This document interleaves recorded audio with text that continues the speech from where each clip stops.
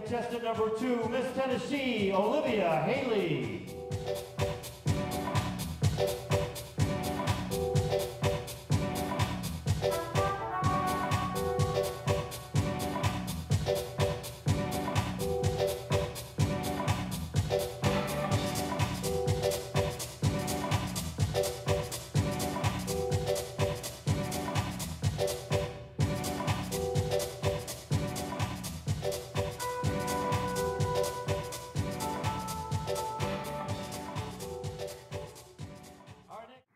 Delegate number 34 is going to tell you a story in rap style about a friend of hers that went on a camping trip in the hills of Tennessee and ended up at a church, just like the one she attends in Nolensville.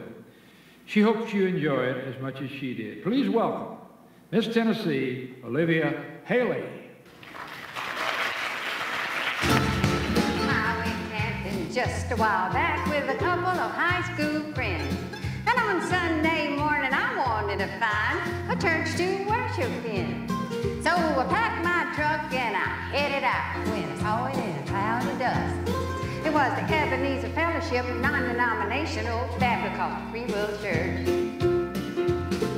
When I walked in, it was time to start, and that little church was packed. There was only one seat on the very front row, even though I really wanted the back. But I walked right down and I took a seat when a hush fell over the place. And a sweet little gray-haired woman walked up and said, "Boy, I got something to say." Now, folks around here call me Granny. I'm sweet as I can be. Now, I volunteered for everything. They couldn't make it without me. I teach Sunday school, I sew and bake, even in charge of the Christmas play. There's only one thing that I ask in return. It's a lesson you should learn. Don't sit in my pew. You know, it belongs to me. I've been sitting right here at least 40 years, and that's the way it's gonna be. Now I can tell you are new around here, but you better get one thing clear. If you know what's good for you, don't sit in my pew. Well, I got up, walked to the back of the church, feeling about as tall as a flea, when one of those deacons walked up and handed me a brown, ice-cold metal folding chair.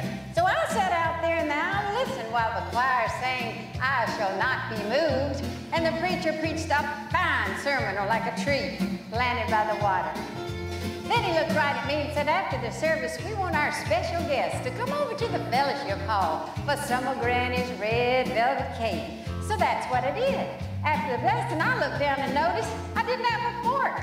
I thought, well, now, I done caused enough commotion for one day, so I'll just ease right there in the kitchen and help myself. So that's what I did. Pulled open the door to stay out of my kitchen. You know, it belongs to me. I've been cooking in